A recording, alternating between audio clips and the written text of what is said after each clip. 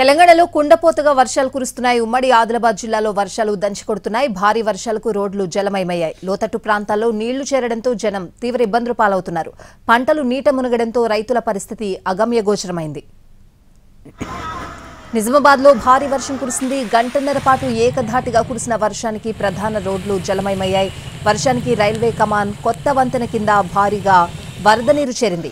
అదే సమయంలో ఆర్మూర్ నుంచి వచ్చిన ఆర్టీసీ బస్సు వరద నీటిలో చిక్కుకుంది. ప్రయాణికులు హాహాకారాలు చేశారు. పోలీసులు స్థానిక యువకుల సాయంతో వాళ్లను సురక్షిత ప్రాంతానికి తరలించారు. అయితే ఇద్దరు ప్రయాణికులు మాత్రం బస్సులో చిక్కుకుపోయి ఇబ్బందులు పడ్డారు. కొందరు బస్ దిగి ఈత కొట్టుకుంటూ బయటకొచ్చారు.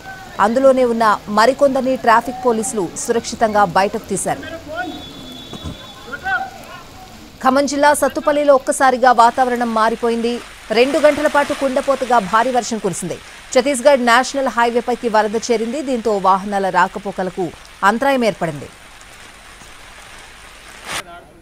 ఆదిలాబాద్ జిల్లాలో భారీ వర్షం కురిసింది. తలమడుగు మండలం బరంపూర్లో లో లెవెల్ కాజ్వేపై వర్షపు నీరు పొంగింది. కొద్దిసేపు రాకపోకలకు అంతరాయం ఏర్పడింది.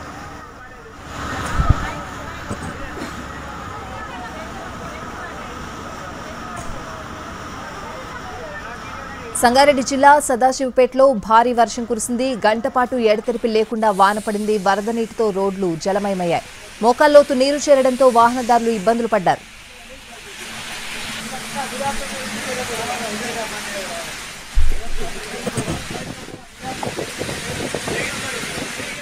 ఉమ్మడి మెదక్ జిల్లాలో పలుచోట్ల అతి భారీ వర్షాలు కురిశాయి. సిద్దిపేట జిల్లా దూల్మిట్టలో అత్యధికంగా 11 సెంటీమీటర్ల వర్షపాతం నమోదైంది.